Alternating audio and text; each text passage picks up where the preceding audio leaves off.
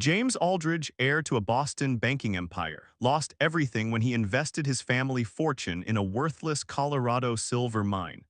Abandoned in a frontier town with nothing but his pride, James finds himself at the mercy of Clara Bennett, a widow running a modest boarding house. He despises this new reality, but what began as his greatest humiliation might become his unexpected salvation. Before we start the video, comment where you are tuning in from. James Aldridge adjusted his silk waistcoat as he surveyed the glittering Boston ballroom. At 32, with his family name attached to one of the city's most prestigious banks, he commanded respect wherever he went. Yet beneath his confident exterior lay a nagging discontent. His father still treated him as a subordinate at the bank, never quite trusting him with true responsibility. "Mr. Aldridge," a voice called out. "I've been hopping to make your acquaintance."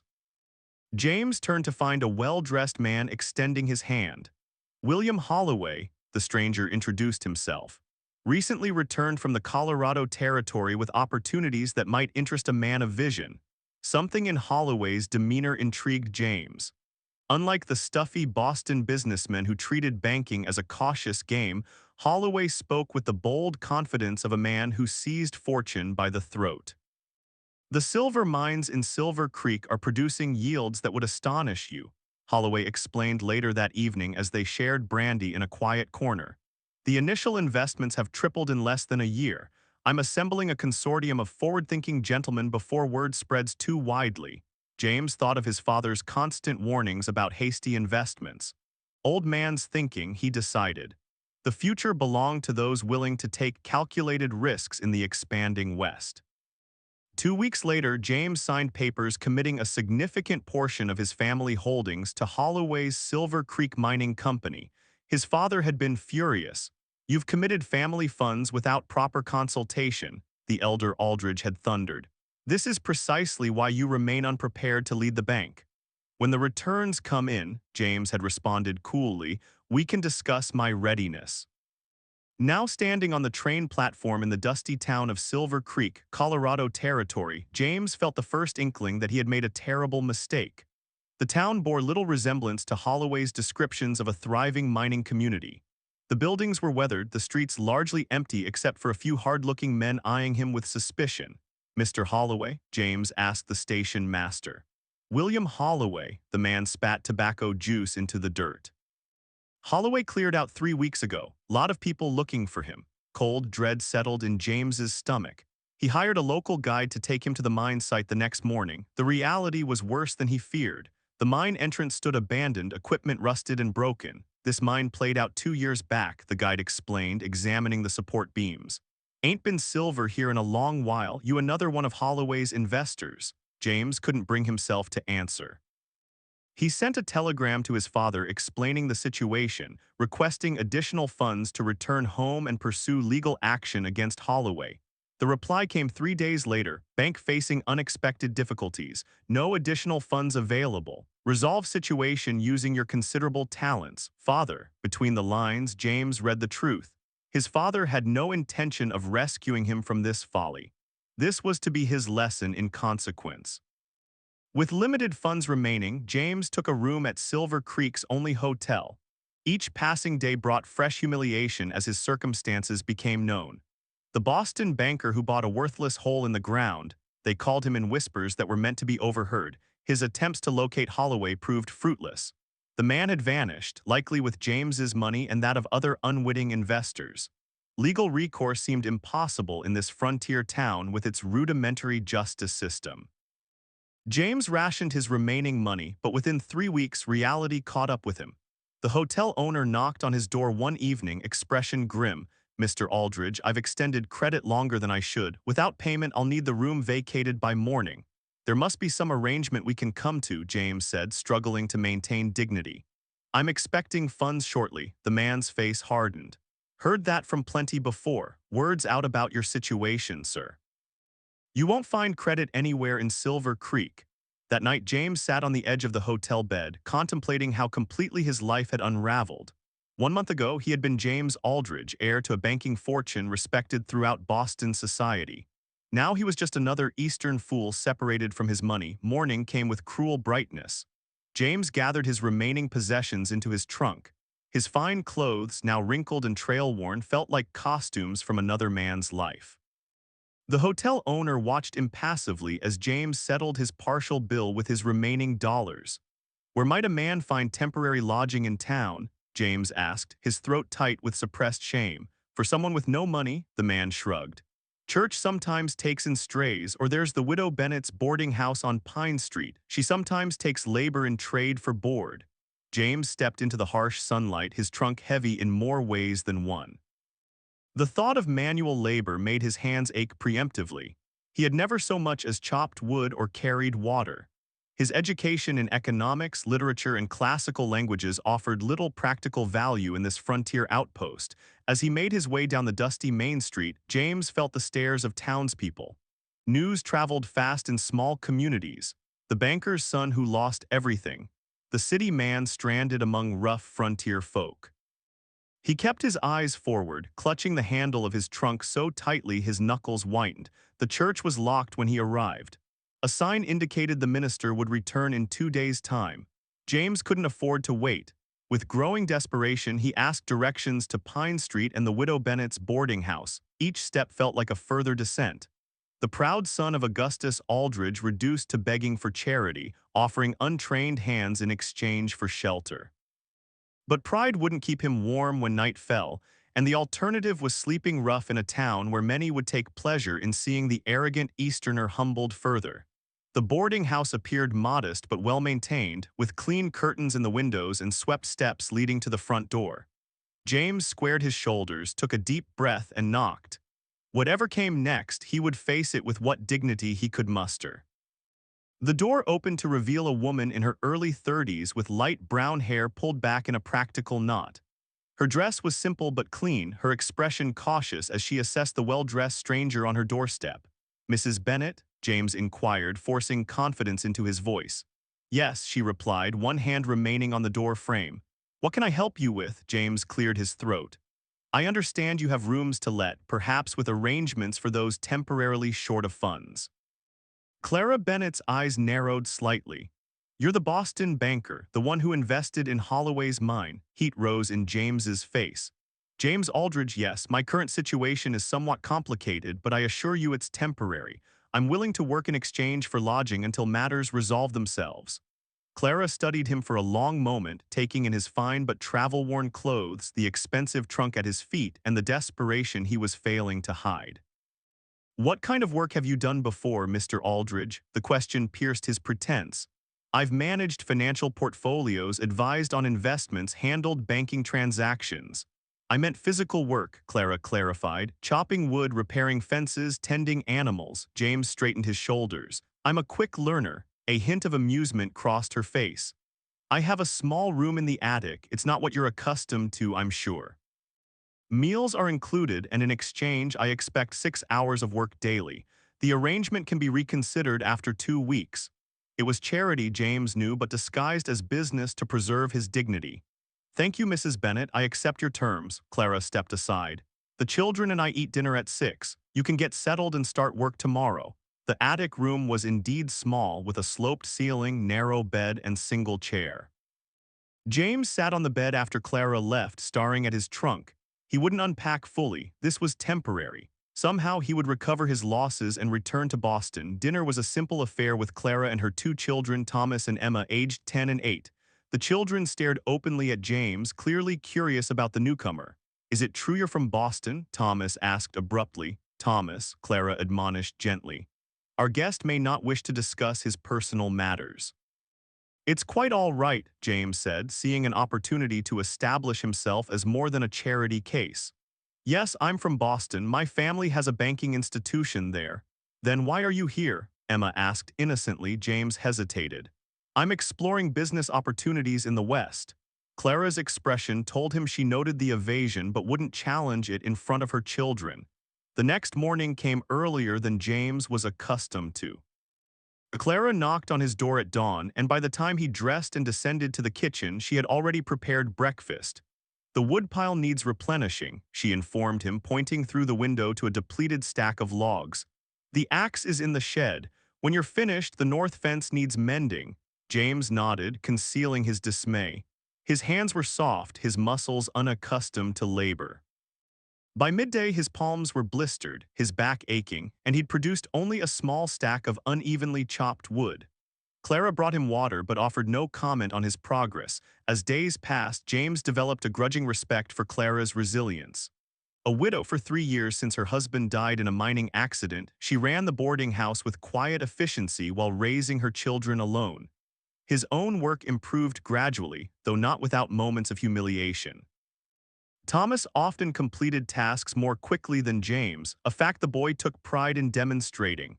"You're holding the hammer wrong," Thomas informed him one day as James struggled with fence repairs. "Pa showed me how, see." Rather than dismissing the boy, James found himself accepting the instruction. "Your father taught you well," he acknowledged. A week into his stay, James attended Sunday services, making a point of dressing in his finest remaining clothes. There he first encountered Edward Thornton, the region's most successful cattle baron, and his daughter Amelia, a pretty young woman of 25. "Aldridge," Thornton said after the minister made introductions. "From Boston, I hear, despite your recent setback, a man with your background might find opportunities here." James noted how Thornton's gaze assessed him not as the fool who lost his fortune, but as someone of potential value. Amelia, too, regarded him with interest, her smile suggesting she saw beyond his current circumstances to his breeding and education. A plan began forming in James's mind. Thornton clearly wanted his daughter to marry well, preferably to someone who understood business and carried social refinement. If James could secure Thornton's trust and Amelia's affection, it could mean a return to financial security and eventual escape from frontier life. Over the following weeks, James made a point of attending any social gathering where the Thorntons might be present.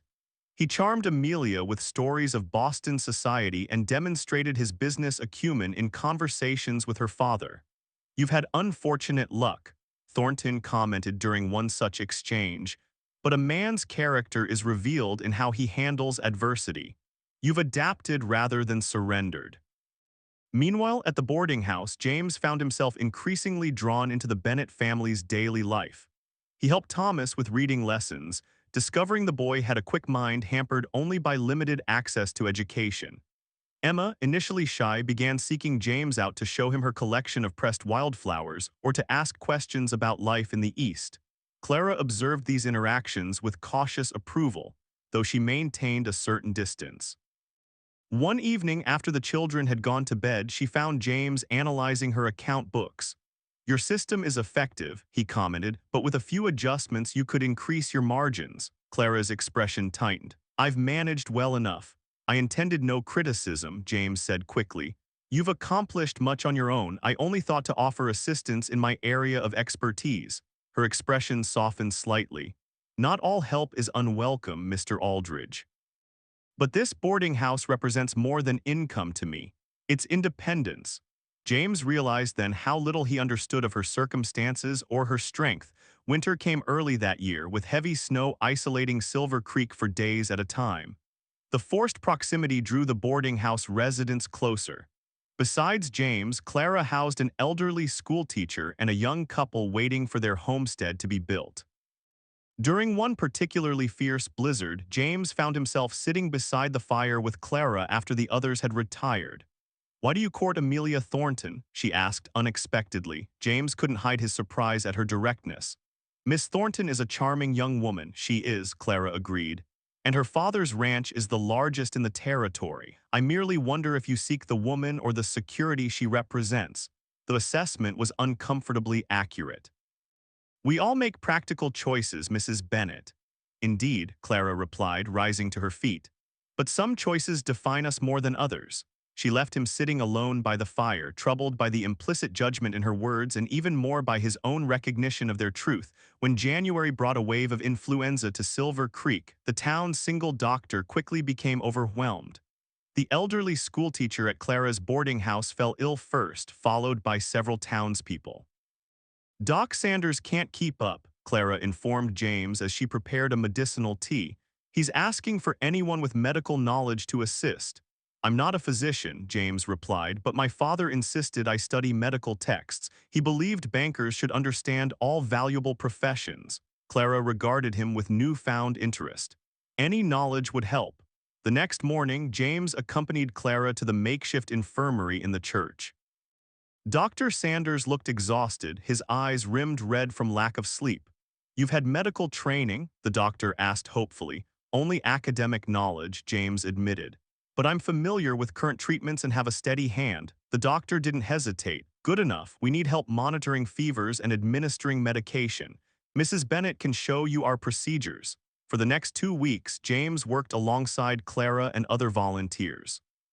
The privileged Boston banker found himself bathing feverish patients, changing bedding soiled by illness and carefully measuring doses of precious medicine. When supplies ran low, he used his organizational skills to inventory and ration what remained. One evening, as they walked back to the boarding house through fresh snow, Clara broke their tired silence. "You've surprised everyone, you know." "How so?" James asked. "The Eastern gentleman willing to do what needs doing without complaint." "It's not what people expected from you," James considered this. "Perhaps I've surprised myself as well." Later that night, after checking on the recovering schoolteacher, James found Clara at the kitchen table, shoulders slumped with exhaustion. "You should rest," he advised. She shook her head. "Too much to do. The Millers haven't paid their boarding fees in 2 months, and I can't bring myself to evict them with Mrs. Miller still recovering." James sat across from her. "Tell me about your life before Silver Creek." The unexpected question made Clara look up. Something in his gentle tone prompted her answer. "I came from a prosperous family in St. Louis," she revealed. "My father was a judge. He had plans for me to marry a lawyer or doctor, someone of appropriate standing." "But you didn't," James prompted. Clara smiled faintly. "I met Daniel Bennett at a charity function. He was a mining engineer with dreams of the frontier. Educated but not wealthy, with a restless spirit my father disapproved of. When I chose Daniel, my family essentially disowned me." James absorbed this revelation. "You chose love over security and position." "I chose the life I wanted over the one prescribed for me," she corrected. "We had struggles but no regrets. When Daniel died, I could have returned east in defeat. Instead, I built this place." Her story unsettled James more than he expected. He had assumed Clara had always lived this modest existence, never considering she might have chosen it over comfort. The next day, Thomas found James reviewing investment documents he'd brought from Boston. "What are those numbers?" the boy asked, peering over James's shoulder. "Financial calculations," James explained. "Ways of determining if an investment will be profitable." Thomas studied the page with surprising intensity. "Like arithmetic, but with more steps." "Precisely," James confirmed. "Do you enjoy mathematics?" Thomas nodded eagerly. "It makes sense to me, but Mr. Wilson only teaches basic sums at school." James found himself offering what he never expected to give. "I could teach you more advanced calculations if you're interested." The boy's face brightened. "Would you really?" Thus began evening lessons that soon became the highlight of James's days. Thomas absorbed mathematical concepts with remarkable speed, while Emma joined them to learn about geography and history. One evening, Amelia Thornton paid an unexpected visit to the boarding house, ostensibly to deliver an invitation to her father's upcoming birthday celebration. "Father specifically asked that you attend, Mr. Aldridge," she said. "He enjoys your conversations about Eastern banking practices." Clara excused herself politely when Amelia arrived, but remained within earshot in the kitchen. James was acutely aware of her presence as he conversed with Amelia. "Silver Creek must seem terribly primitive after Boston," Amelia commented. "It has its challenges," James acknowledged, "but also unexpected rewards." "Father says a man of your background shouldn't waste his talents here indefinitely," Amelia continued. "He believes you could have a promising future in the territory with the right connections." The implication was clear. Edward Thornton was offering a path back to prosperity through his daughter. After Amelia departed, Clara emerged from the kitchen. "You'll attend the Thornton celebration, I assume." "It would be impolite to decline," James replied carefully. "Of course," Clara agreed, her tone neutral. "The Thorntons represent your best chance to reclaim the life you lost." Before James could respond, Emma ran in with a drawing she'd made of the boarding house, with James prominently included among the family figures. The moment for honesty passed, leaving an unspoken tension between the adults. The Thornton celebration was an elaborate affair by frontier standards. Edward Thornton used the occasion to showcase his wealth and influence, with guests from as far as Denver attending. James found himself center of attention in one circle, with Thornton openly treating him as a protege. Aldridge understands what most Westerners don't, Thornton told his associates. The future of this territory depends on attracting Eastern investment. We need men who speak both languages. Later, Thornton drew James aside. I've been impressed by your resilience, Aldridge. A lesser man would have returned east in defeat. Necessity has been educational, James replied. Indeed, and what have you learned from necessity? James considered the question. That worth isn't always where or what we expect it to be, Thornton nodded. A costly lesson, but valuable. I believe you could have a place in my enterprises with appropriate commitment to the territory's future. His gaze drifted meaningfully toward Amelia, who was conversing with other guests. The offer wasn't explicitly stated, but its meaning was unmistakable. A position, security, and a suitable wife in exchange for James's business acumen and Eastern connections. It was everything James had schemed for since arriving at the boarding house. Yet he found himself hesitating, thinking of Clara's story of choosing a different path than expected. The next day, restless with conflicted thoughts, James hiked to the abandoned mine that had been his downfall. Winter was beginning to loosen its grip, with patches of ground visible through melting snow. On impulse, he ventured deeper into the mine than during his first visit. In a side tunnel, something caught his eye, a vein of reddish ore embedded in the rock wall, distinct from the surrounding stone. James broke off a sample, recalling descriptions from geology texts. Not silver, certainly, but potentially copper. If there was enough of it, even a modest copper mine could be viable with proper management. When he showed the sample to a local assier, the man confirmed his suspicion. Decent copper content, not a fortune like silver, but steady income if the vein runs deep enough. For the first time since arriving in Silver Creek, James felt a spark of genuine excitement. Not just for potential financial recovery, but for the possibility of creating something valuable where others had seen only deception or failure. He returned to the boarding house to find Thomas working on mathematical problems James had set for him. Thomas, James said, how would you like to help me with some calculations for a real business project? The boy's eyes widened. A real one? What kind? Mining, James replied, but done properly this time. We'll need to determine extraction costs, transportation, market values. As they worked together on preliminary figures, James realized he was making plans that assumed staying in Silver Creek rather than escaping it. The recognition was both startling and strangely liberating. The telegraph office in Silver Creek rarely delivered news that changed lives, but when James received a message from his father in early April, he felt the ground shift beneath his feet. Position at bank available immediately. Family matters require attention. Return to Boston forthwith. Funds wired for travel. 6 months ago, these words would have represented salvation. Now, as James stared at the yellow paper, he felt oddly conflicted. The mine assessment had confirmed a modest but viable copper deposit. With proper investment, it could provide steady returns for years. Not the instant fortune Holloway had falsely promised, but something arguably more valuable. Sustainable prosperity for the town that had reluctantly become home. As James walked back to the boarding house, he noticed signs of spring transforming Silver Creek. The harsh winter that had forced him to adapt or perish now yielded to new possibilities. Gardens were being planted, buildings repaired, the community preparing for renewal. When he entered the kitchen, he found Clara reviewing account books with a worried expression. Bad news? He inquired. She looked up, composing her features. Nothing unexpected. The bank is calling in the loan on this property. My husband took it out for renovations before he died. James felt a chill. When is payment due? Within 30 days, Clara answered. I've been making interest payments, but they're demanding the principal now. Mr. Thornton sits on the bank's board. He's been inquiring about purchasing this property. The pieces fell into place with disturbing clarity. Thornton's sudden interest in James, his hints about a business partnership, coincided too neatly with pressure on Clara's finances. The cattle baron wanted to expand his holdings in town, and the boarding house occupied a prime location. How much is owed? James asked. Clara named a sum that represented most of what his father had wired for his return journey. Before he could respond, Thornton himself arrived at the boarding house. Mrs. Bennet, he greeted Clara with practiced cordiality. Mr. Aldridge, I've come with a proposition that might resolve your financial difficulties.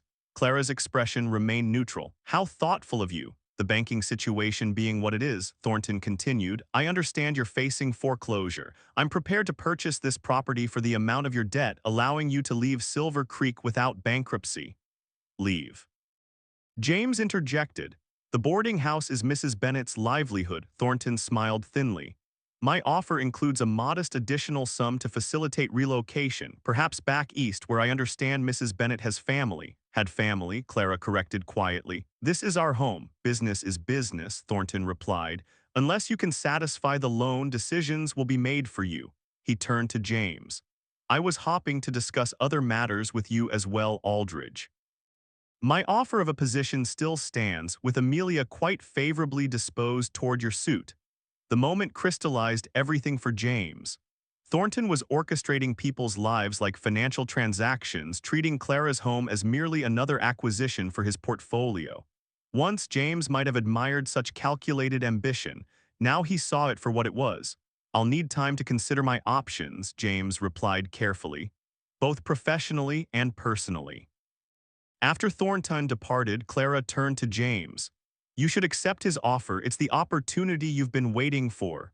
Is it? James countered. And what about you and the children? We've faced worse, Clara said with quiet dignity.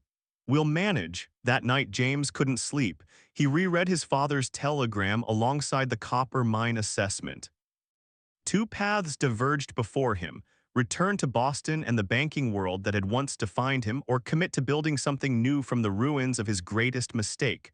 By morning, he had made his decision. He drafted two messages at the telegraph office. The first to his father, pursuing promising investment opportunity in Colorado. Will resolve family matters when business allows. Appreciate funds which will be utilized for new venture. The second went to a former Harvard classmate now working in Denver banking, seeking investor partnership in established copper mine. Geological assessment and business plan attached by post. Request meeting at earliest convenience. With the remaining funds, James paid off the most pressing portion of Clara's debt, buying time if not resolution. When he explained what he had done, she responded with uncharacteristic anger. I don't want your charity, Mr. Aldridge. It's not charity, he insisted. It's an investment in my own future. I'm establishing a mining company here and need a permanent residence. Your boarding house suits my needs perfectly. Clara studied him skeptically. And what of Boston? Your father's summons. Boston will remain where it is, James replied. But I've discovered something more valuable here. The following weeks tested James's resolve. He rode to Denver to meet potential investors, presenting the copper mine as a modest but reliable opportunity. Two agreed to provide capital, impressed by his thorough analysis and Thomas's surprisingly sophisticated calculations. Meanwhile, Thornton increased pressure on multiple fronts. He arranged a community dinner where he publicly announced James's engagement to Amelia, despite no formal agreement between them. When James later clarified the misunderstanding to Amelia privately, Thornton's support for the mining venture abruptly disappeared, and local suppliers suddenly found reasons not to extend credit. The confrontation came during a town meeting regarding water rights, with Thornton attempting to secure exclusive access to the creek that would be essential for ore processing. Mr. Aldridge's mining proposal threatens established businesses, Thornton argued. As a newcomer with questionable financial history, his claims should be treated cautiously. James rose to address the gathering. Mr. Thornton speaks of caution, yet his own practices merit scrutiny. His recent acquisition of 3 foreclosed properties followed unusual loan accelerations by the bank where he serves as director. Murmurs spread through the assembled townspeople. James continued, Silver Creek has potential beyond serving as Mr. Thornton's personal fiefdom. The copper mine can provide steady employment for years, not subject to cattle market fluctuations. I propose a cooperative approach to water usage that benefits multiple businesses. The community vote favored James's proposal, marking his first public victory against Thornton and cementing his commitment to Silver Creek's future. That evening, he returned to the boarding house to find Clara waiting on the porch. You made enemies today, she observed. I also made allies, James countered. This town deserves better than Thornton's vision. "And what is your vision, James?" Clara asked, using his given name for the first time. "Is this about proving yourself or truly building something worthwhile?" The question penetrated his remaining defenses. "When I first came here, I thought only of escape. Even my initial interest in the mine was about reclaiming what I'd lost. But now I see possibilities I never imagined in Boston, not just for profit, but for purpose. And us." Clara asked softly, "What are Thomas and Emma and I in this vision?" James took her hands in his. "The most unexpected and valuable discovery of all. I love you, Clara, not for convenience or practicality, but for who you are. The woman who saw value in me when I had nothing, who chose her own path regardless of convention." Clara's eyes filled with tears. "I feared you would leave once you found a way back to your former life." "That life no longer exists," James said. "The man who lived it disappeared somewhere between losing everything and finding what truly matters." By the following spring, the Silver Creek Copper Company had completed its first successful quarter of production.